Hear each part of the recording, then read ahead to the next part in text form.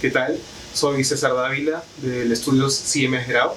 Soy asociado del área tributaria y primero quiero agradecer a IUS 360 por darme la oportunidad de hablar sobre este tema que al menos a nivel académico ha suscitado gran controversia entre los tributaristas y constitucionalistas que han visto el tema, y es sobre si el decreto de urgencia puede o no contener materia tributaria o cuando menos prorrogar los beneficios tributarios que están por terminarse. Yo creo que es una pregunta muy bien planteada porque este es un tema de ámbito de aplicación de la norma. Como lo veo, hay una norma prohibitiva, que es el artículo 74, que señala a la letra que los decretos de urgencia no pueden contener normas sobre materia tributaria. Esta es la norma prohibitiva. Y junto con esta existen otras dos normas también constitucionales, que es el artículo 118, numeral 19 de la Constitución, y el artículo 135. El primero regula lo que se ha conocido como los decretos de urgencia, vamos a llamarlo así, ordinarios, que señala que corresponde al presidente de la República dictar medidas extraordinarias mediante decretos de urgencia con fuerza de ley en materia económica y financiera cuando así lo requiere el interés nacional y con cargo de dar cuenta al Congreso. Por otro lado, el artículo 135, que parece regular esta situación, digamos, particular, señala que en ese interregno, es decir, cuando el Congreso está disuelto, el Poder Ejecutivo legisla mediante decretos de urgencia, de los que da cuenta a la Comisión Permanente para que los examine y los eleve al Congreso una vez que ésta se instale. Como decía, es de la confluencia entre esta norma prohibitiva del artículo 74 y estas otras dos normas, el artículo 118, numeral 19, y el artículo 135, de donde debe extraerse si es que resulta aplicable o no el artículo 74. Me parece que se trata esto de un tema de ámbito de aplicación de la norma. De hecho, entre los que hemos venido discutiendo, analizando este tema, creemos que de las tres tesis que se han digamos, discutido al respecto, dos de ellas, las dos primeras, encuentran la solución en el ámbito de aplicación temporal del artículo 74 y la última encuentra una solución en el ámbito de aplicación material del artículo 74. Para las dos primeras, esta situación, que es el interregno, cuando el Congreso está disuelto, permitiría que mediante decreto de urgencia se contenga materia tributaria. La diferencia entre la que voy a llamar primera y segunda tesis es que la primera tesis de inaplicación temporal del artículo 74 parte por diferenciar la naturaleza del decreto de urgencia emitido durante el interregno. Dice esta tesis que durante el interregno el decreto de urgencia solo es así nominalmente, es decir, solo recibe el nombre de decreto de urgencia casi como una nomenclatura, pero en realidad ya este encierra una naturaleza distinta. Y precisamente ante esta situación política concreta es que se admitiría que el decreto de urgencia regule materia tributaria y otras materias distintas de las meramente señaladas en el artículo 118 como materias económicas y financieras. La segunda tesis de inaplicación temporal, es decir, por la cual se vence esta prohibición del artículo 74, es aquella que señala que, si bien no diferencia la naturaleza entre el decreto de urgencia emitido durante el interregno y el decreto de urgencia emitido en situaciones, llamémoslas así, ordinarias, sí señala que aun cuando sigue siendo regulado por el artículo 118, numeral 19 de este decreto de urgencia, sí se admite que ésta tenga una materia adicional, y esta materia adicional es precisamente la materia tributaria. Creo que esas dos tesis sirven para explicar una posible solución a este problema. Sin embargo, la primera de ellas, es decir, aquella por la cual el decreto de urgencia emitido en el interregno tiene una naturaleza completamente distinta al decreto de urgencia ordinario,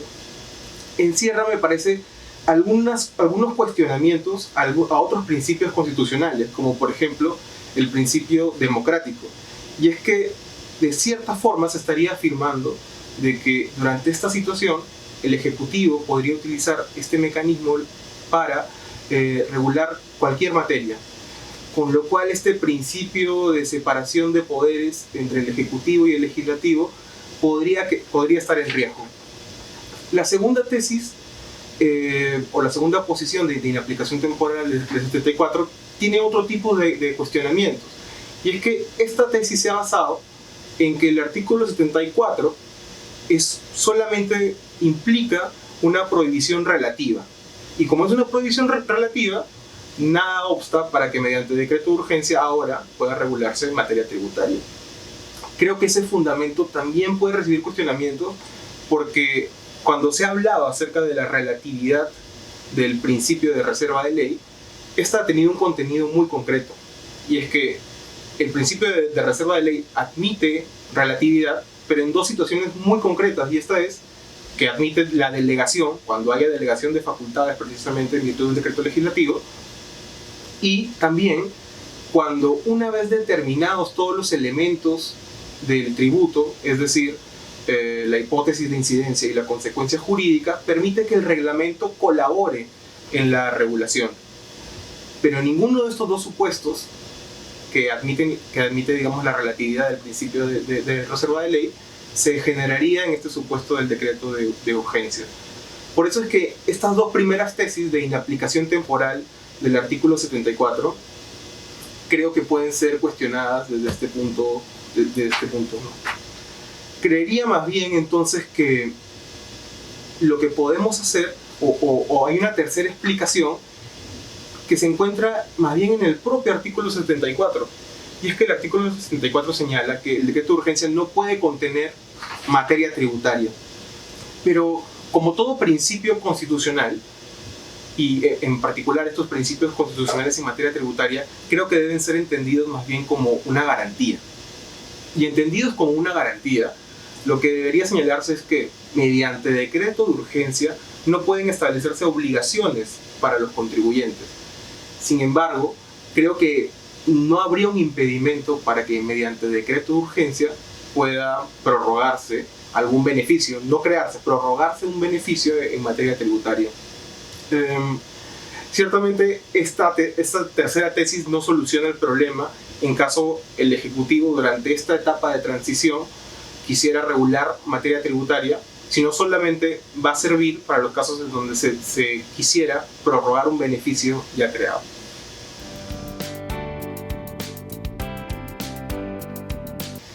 Creo que desde el punto de vista jurídico los beneficios tienen una importancia también, y es que creo que en muchos de los casos los beneficios tributarios lo que buscan es corregir una situación marginal, es decir, una situación que se produce solo en las fronteras del sistema tributario, para evitar que ciertas situaciones que desde el punto de vista de la finalidad del sistema tributario no deberían ser incididas por el tributo o el impuesto. Por ejemplo,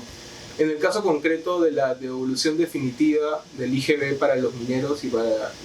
el sector de hidrocarburos, ahí debemos partir de la consideración de que el IGB, dentro de sus características esenciales, es el ser un tributo neutral. ¿Qué quiere decir esto? De que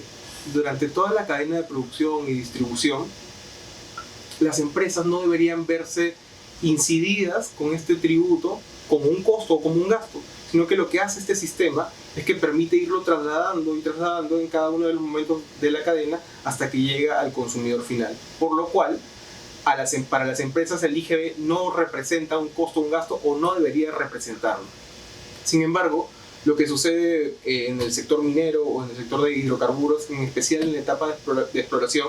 es que podría darse el caso de que estos yacimientos o estos hallazgos y toda la inversión que se hace durante la etapa de exploración nunca llegue a la etapa de explotación, con lo cual todo ese IGB que recibió la empresa en etapa de exploración de sus proveedores se convertiría en un costo o en un gasto, lo cual en principio no se encontraría dentro de las finalidades o características esenciales del impuesto, en concreto del IGB. Creo que por ahí puede encontrarse también la importancia de que estos beneficios tributarios sean prorrogados.